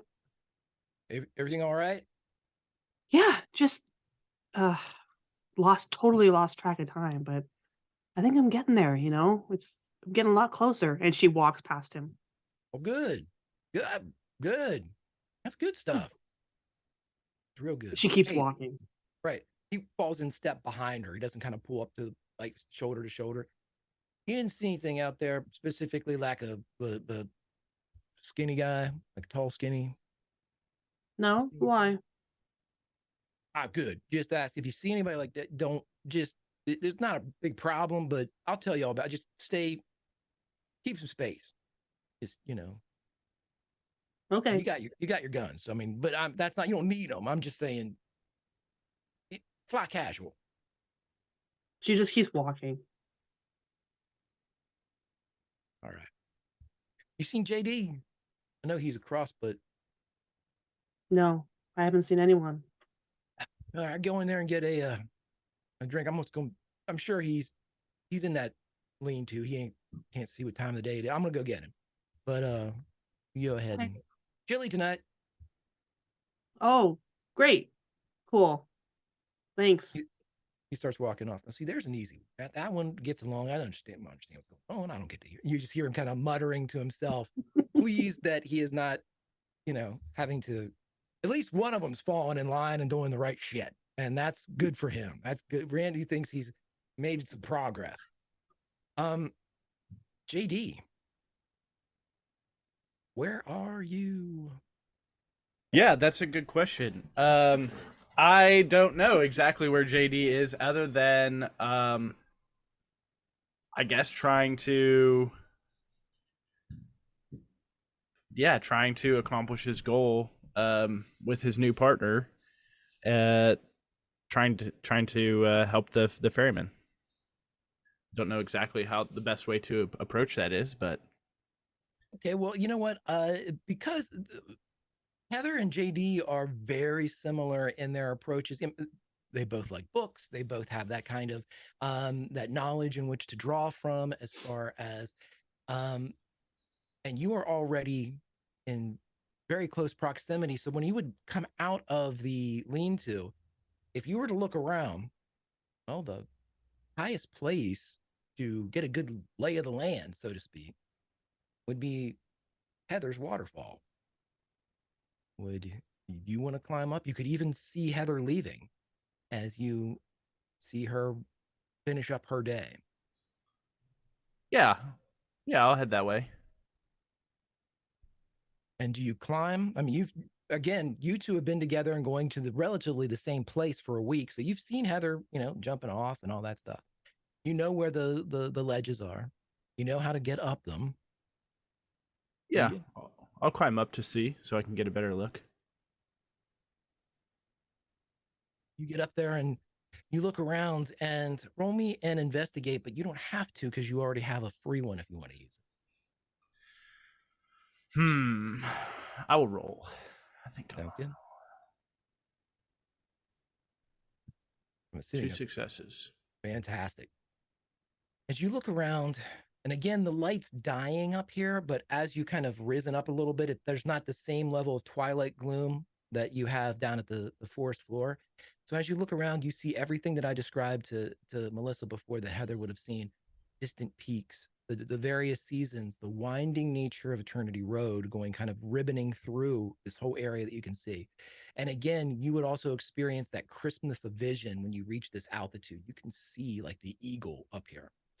And as you look around, you see a couple things. One, you see a singular traveler walking on Eternity Road. And even from this distance, you can see the red boots that she's wearing, the cat that's kind of creeping out of her canvas bag. But farther up the road, and again, it could be a mile, it could be 10. You can't really discern because of your vision, while lending detail, also takes away sort of like a depth perception. It's like looking through a telescope. Everything looks crisp, but you're not sure exactly how far away you are from everything. You see the ferryman, and you see the 3 travelers that he is escorting, and they all seem to be sitting down on the road for what would, in all likelihood, being like camping for the night, but they are remaining on the road. And when you would get up there, the ring would say, "They're resting. Yeah. What should we do?" Would be a good time to catch up to him, that's for sure. But I don't know how to traverse the road. And the ring, almost like he's pointing, if we were to go down off of the far side of the lake, and we keep this peak and waterfall back and over our right shoulder, we should be able to beeline it to the road. And Head them off. yes, we wouldn't need the road. We could use the forest to get there. But I don't know what dangers lurk inside the forest. Good thing we can be hidden. Good thing. And you can almost feel the ring smile. I think even for people, like if there was a camera being pointed at Jesse's face, the feeling of the ring smile actually comes out in his smile. Yeah. And so we're being, let's go. Yeah, the cinematography here is, if there is a smile of a ring and a smile of JD, they are superimposed over one another with the same strength. And then he just starts heading that way. Great. So you climb down. Could I use my 1 investigation to bank and try to maybe spot the details of one of the people or all of the people who are with the ferryman as of right now? Yeah, you want to like kind of like eyeball one of the passengers or one of the Yeah. There is an older woman. There is a younger man who was wearing like a conical cap. And I tell you what, JD or Bacon for JD, what would JD's ideal, romantic paramour be if he was reading a book and there was someone in there? What would he or she look like? What would they, what would That is a great question. Who I think JD would be attracted to somebody who kind of kept to themselves maybe a little bit, but spoke up when they had something important to say. And then in terms of like a physical attributes or something like that, I don't know. I think it's quite broad, but I would say middle-ish height, brunette, glasses, someone who's a little bit geekier. Okay. Mm-hmm. That was just for Greg. The other person looks nothing like that. Fair. They are very thin. They look young. You're not sure exactly how old. Teenager-esque. Mm-hmm. Long blonde hair. From this distance, you can't really see eye color. That's something that's just a bit beyond what you can see here. But any of those people you want to pay particular attention to. The older Yeah. lady, the younger girl, the guy with the conical hat. We'll go with the younger girl, as she's probably closest to JD's age. Right. So you're able to mark down her specific characteristics. She's wearing white. Again, her hair is almost the same color as white, but there's a blonde tint to it. Her skin is both very smooth but tanned, as if she spent a lot of time in the sun. But the thing that you notice the most, and the thing that is for anybody ever in the history of ever that has set foot on blacktop barefoot, you know it's a terrible, terrible idea in the summertime. She is not wearing shoes.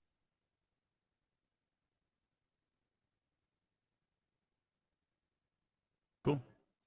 And I'll start to head that way. Okay. So as you get down and as you kind of negotiate to the far side of the lake, which is a place that no one has been so far in your journeys, you're able to get over there. But give me one moment to pull this up. Okay. You're able to get over there, and keeping again with the ring told you, shoulder over to the right, you're able to make your way into this area, into the darkness of the forest. But as you get in there, you start to hear something. And this is where your investigative nature and prowess in this session will serve you best. You hear a whisper. He's not going to teach you how to use the rope.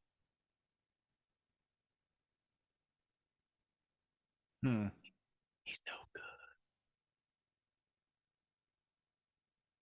Look around, try and spot somebody. But I think if I'm in a forest, I'm gonna look up. And this is where your free investigate comes from. About 20 feet away, in the branches of an oak, you see a thin man, shirtless, wearing a pair of brown pants with a beard all the way down to his waist. Portions of it actually tucked into his waistband. He'll leave you here.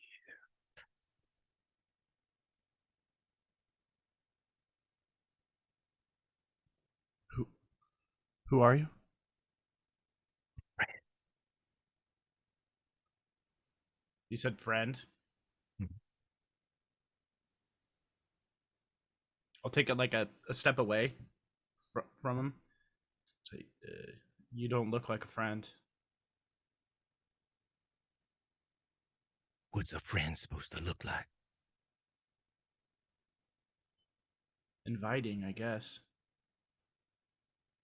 I invite you to tea. I'm trying to save your life and the lives of those other suckers that he brought here. That man's never done anything that hasn't been for him. You talking about Flag? Just nods.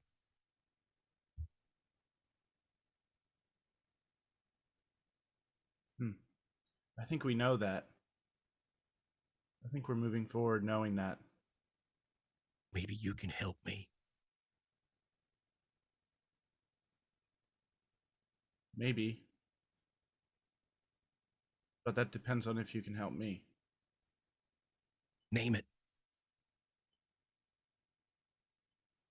I want to find the ferryman. I'll take you to him. Lead away. I need you to do something for me first. What's that? Something in that cabin I need.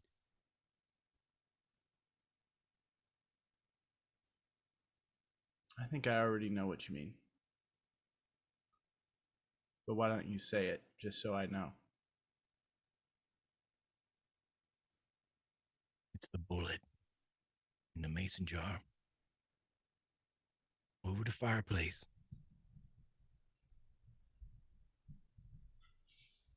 Okay. I'll take you to the ferryman. You need the bullet first? Yep. I don't know if we have time for that. I can get you there fast. Where you're going, you won't make it by morning. Way I take you, we make it by midnight.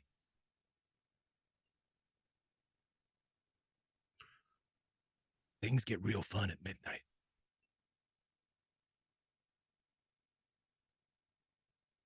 Is there a way for me to tell, you know, how Empathize is honest? insight. Yeah. Empathize is insight. So All right, I'll go ahead and roll that if I can. you may absolutely.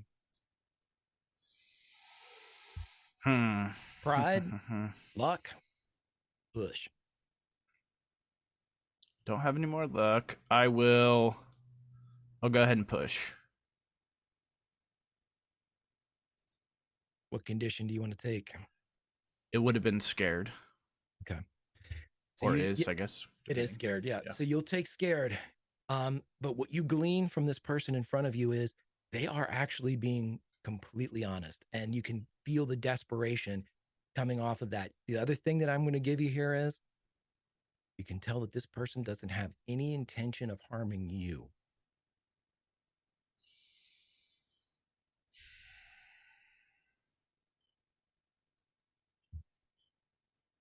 All right, well, let's...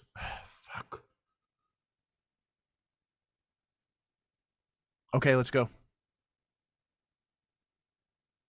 Right. All right. And he runs off, and as he's kind of leading you back through the forest, he almost lopes for a minute. You see like one of his hands go down and it kind of carries him as he runs. So he's like, you know, left foot, left hand, right foot, left hand, you know, as he kind of lopes as he's running.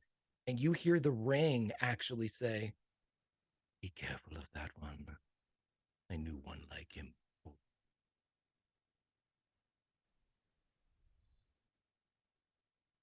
Okay.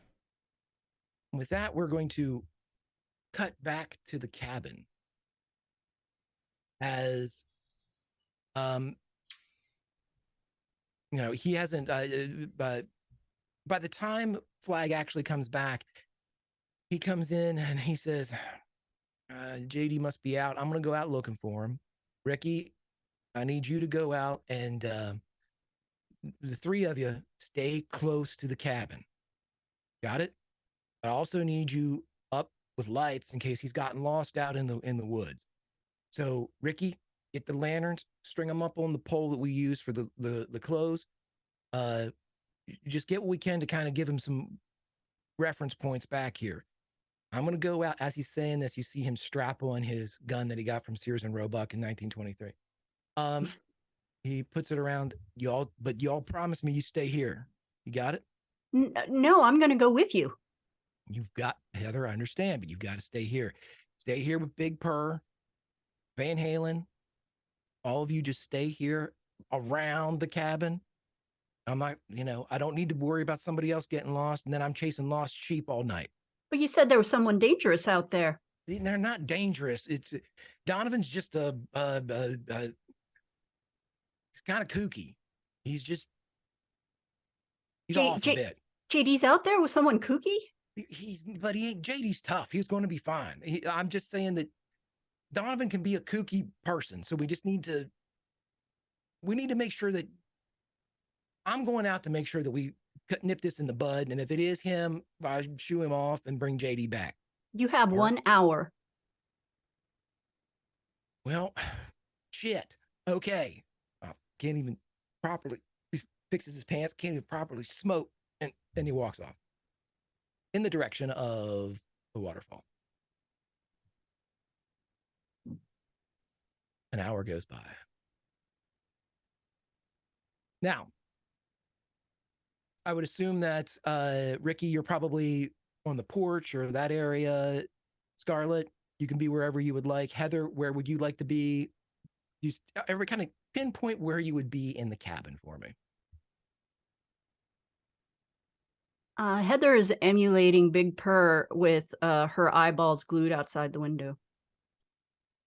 Okay. Scarlet? Oh, go ahead, Ricky.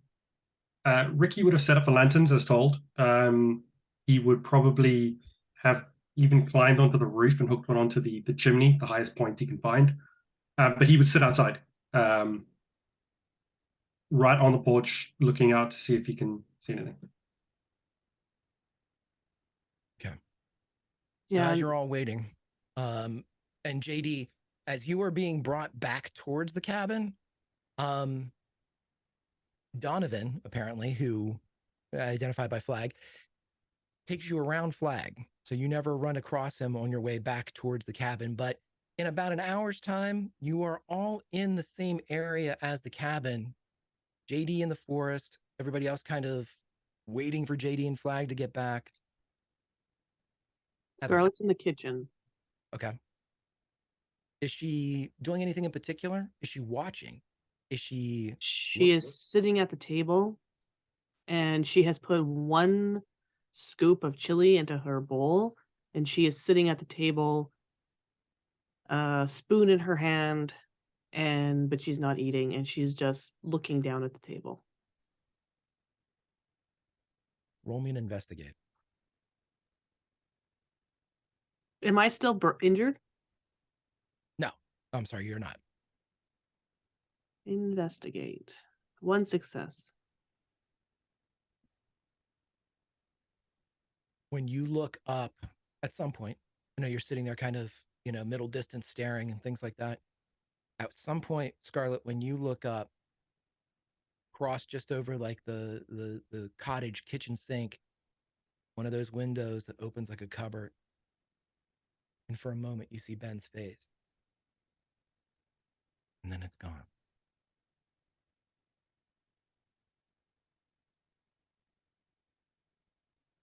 I think she has a sharp intake of breath, and she kind of like almost gets up, and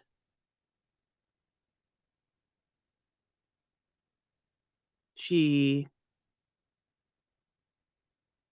just looks back down at her bowl. Straight down at the bowl. Right. Yeah. Heather, as you are pressed up against the glass, and Kitty just can't get close enough to you, to the point where if you're looking out the glass, Kitty's almost like behind you, like arms around your shoulders, like looking over your shoulder, pressed up against you as this cat he's absolutely watching the outside too, but for different reasons. Is he looking for JD? Absolutely. Is he looking for danger? Fucking a yes. And the definition of danger for Kitty is everything that isn't Heather. So Heather's here, danger is everywhere else. And so that is what is basically playing through all of this. But also, you did a lot today. You climbed a cliff face, you danced with a waterfall, and now you're being wrapped up by the warmest lion probably ever. Let's be fair. Big Purr is quite comfy. And you begin to nod off. Catch yourself, look up, you see everybody kind of hear Scarlett in the back a little bit. Hear Van Halen up on the second floor looking out that window. Eyes go closed and you kind of reorient yourself. Your eyes go closed and you open them up and you're in Garrett.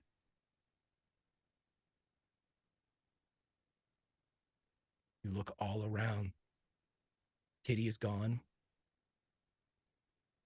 And everybody, if you could, please go to your Spotify playlist to the very last song.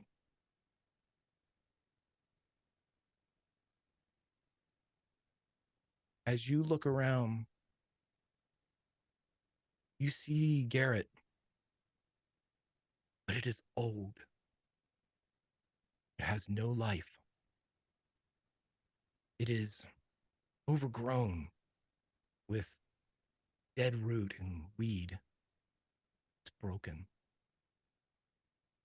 And you find yourself staring at the paperback exchange.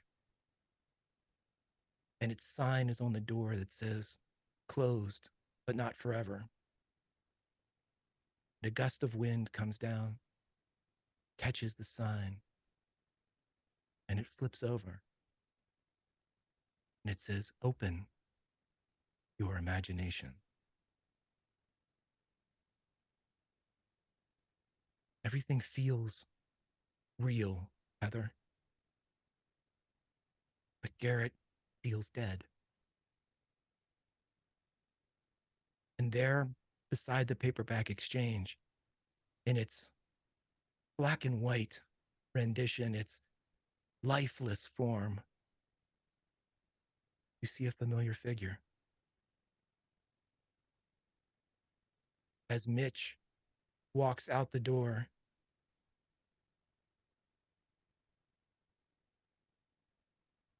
you two see each other.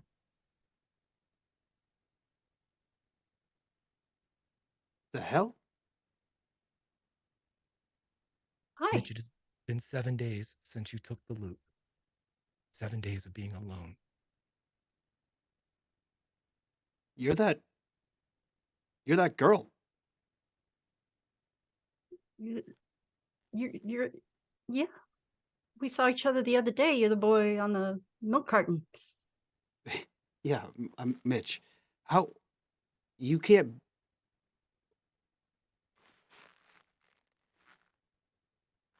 be here. Well, yes, I can. I can be here. Why can't I be here?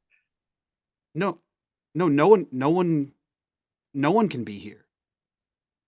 That's the whole thing. That's the whole reason I'm here. But aren't you here? Yeah, I stole the loop. Wait. I'm confused.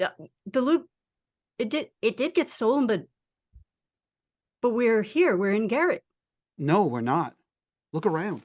Yeah. This isn't Garrett. Look around. Yeah. What do you mean? Okay, shit. Cool. So imagine. Okay. So imagine you're at home and you have a VCR, right? And you're watching a movie, and you pause that movie, but all the movie that you saw before and all the movie that you know comes after it still exists, right? But you're paused in that 1 second. Yeah. That's where we are. Okay. Somebody did something. I think it might have been me. But it gets complicated. I'm sorry. Someone did something, and this Garrett, this right here, this 1 second of Garrett exists by itself. I think it's 1987. I think it's in the summertime. I don't know exactly when, but I want to say it's right around the time that Predator came out. Maybe before, maybe. But either way, this is 1 second in time that shouldn't exist. And as far as I know, I'm the only one that can get here. So when I say you can't be here, Oh, I understand. It's okay. I think you're in my dream. okay, cool. I'm really real though, and I'm here. So The people who are in my dreams, they are real. nuts. Mitch, you can start to see through Heather. Oh. Hey, you're gonna wake up, I think.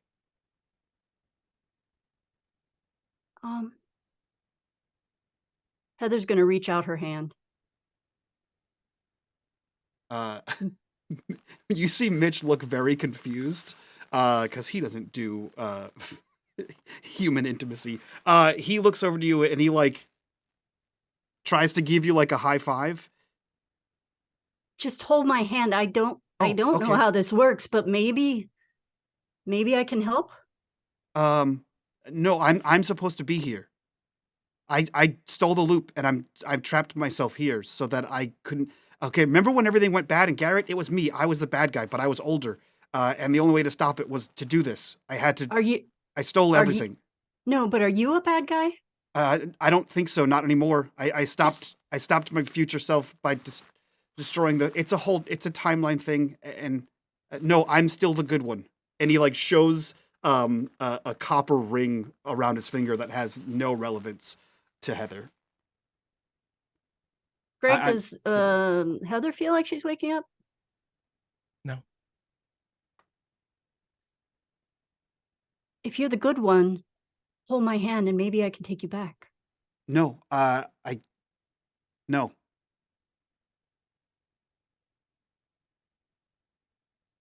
Well, okay then. I I need to stay here For because when I was the bad one, I went back. And I have to do things different to not become that person. oh, I understand. And also, if I touch you, I'm afraid I'll trap you here. Oh, I don't think you can, but I understand. I understand that you want to be one of the good ones. What can I do? How can I help you? How's Garrett? I don't really know how long it's been. Time doesn't really move here, so I just assume it's been a couple days. Well, time is weird. For me, it's been a couple of days.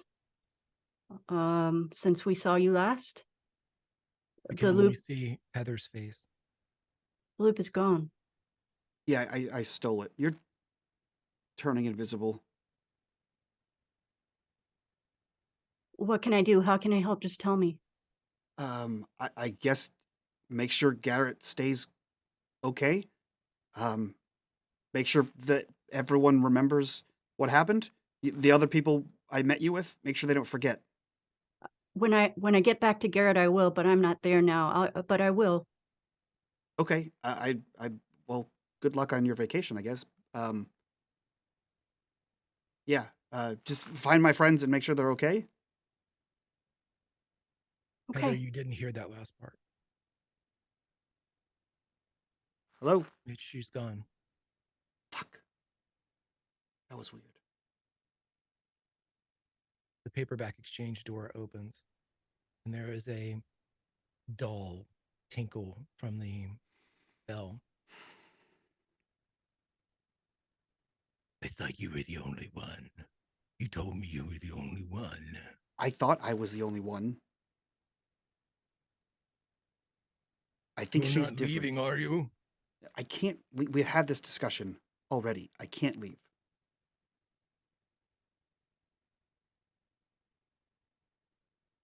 Are you crying? No. Okay. It's really embarrassing. Is that true what you said? You took the loop. Yeah. It's sort of. It's kind of a mess. But yeah, I stole it. I guess stealing it, is technically the term. If Garrett is a unicorn, you just took its horn. What does that mean? It's not special anymore. That's It's just a horse. That's fine. When it was special, people like you tried to invade it. There was a reason. Well, I like to think that I removed the reason for people like you to invade and try to kill people.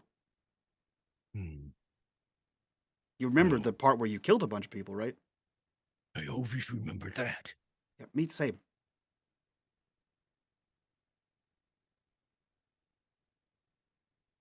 No. You didn't take away what they were looking for. You took away what was keeping Garrett safe. I don't think that's true, because I was about to destroy everything.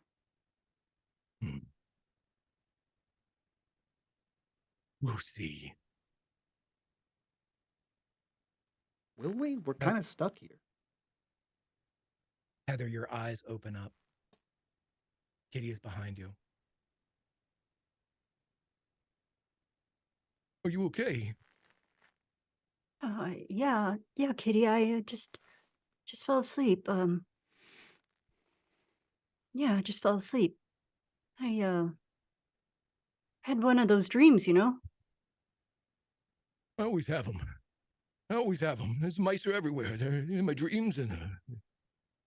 No, I have those dreams too. Mice, you know, they're scary. They're really very scary. Sometimes really you just are, have like yeah. terrible nightmares. But no, I mean, like the dreams that, like way back when you first met me, and we used to go and play, and we would swim in the ocean, you know.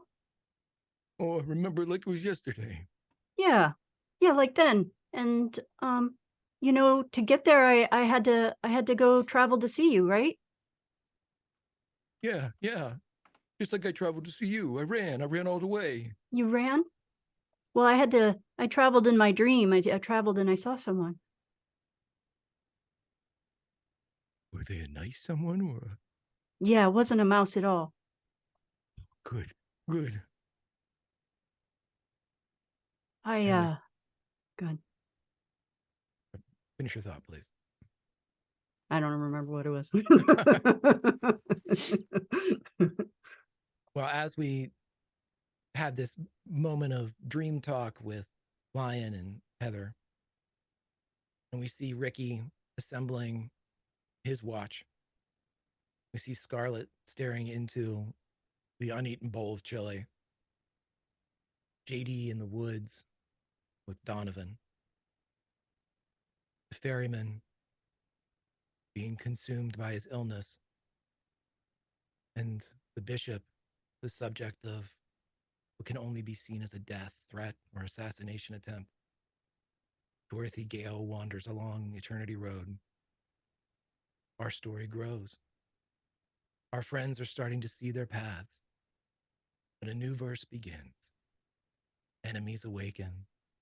Our forgotten song of youth is being remembered, word by word, line by line. But I believe it is time for me to fly. Join us next time for Atari Twilight, The Age of Always, Episode 3, A Winkle in Time. And that, my friends, is that. We could just do episode 3 right now. Everybody go to your Spotify playlist. Number 1 is one of the most underrated bands of all time, REO Speedwagon. Do a little Time for Me to Fly as we go around and say goodbye to everybody. And then I'll throw it back to Mike, if that sounds good. Let's go in reverse order. Melissa, how are you? Where can we find you? And how is The Age of Always? I am doing just fine. Got my heart kind of sitting in my throat right now. I'm with G. Let's just keep playing. I have the rest of the afternoon. What am I supposed to talk about? Oh, I'm Melissa Meyer. I think you already know that. You can find me as Draftier, mostly being fans of these folks. And yeah, that's me. Fantastic. Bacon. Hey, well, I am Bacon. You can find me on Twitter at As Told by Dice, or on Discord. Although my ability to be on any such social media recently has been very small, but I just appreciate being able to play games with fun friends, you know. And that was a roller coaster. I didn't expect a lot of the things to happen, so that was a lot of fun. Be a lot to unpack. Yeah. It'll be a fun after show. We'll see what's going on. It'll be good. Let's jump over to Chris. Chris, my friend, how are you? Hi, I'm Chris. I'm great. As with G and Melissa, I'm happy to keep going. We don't have to stop. You can find me in the Discord, in the Patreon, things all over unMadeGaming. But that's it. Nowhere else. Fantastic, my friend. And last but certainly not least, G, who hopefully will forgive me for the Ben is dead moment. But anywho, how are you, my friend? I'm good. Hi, I'm G, your friendly neighborhood lightning invoker. You can find me on Twitter, in the Discord, in all the Patreon stuff with Chris, which is next weekend. No, sorry, in 2 weeks. And yeah, that was awesome. Fantastic. And as for me, my name is Greg, Grimjack21502. Stop by the unMadeGaming Discord if you want to talk anything 80s. We're always all there to, you know, talk about some fun things and potential appearances and theory craft and all that good stuff. But with that being said, I hand it over to my absolute brother, Mike. Take us away, my friend. Thank you guys so much. As always, if you like what we do here and you want to support the channel, the best way to do that is over on our Patreon. A link for that down below. Join us in the Discord, like Greg said, talk about this show, all of our other shows, and wax poetic and theoretic about what you think is happening in this show and all of the other ones. But that's it from us. We'll see you guys next time, which is April 15th. Mark your calendars. Episode 3, April 15th at noon Eastern time. We'll see you guys then. From all of us to you guys, bye-bye. Bye.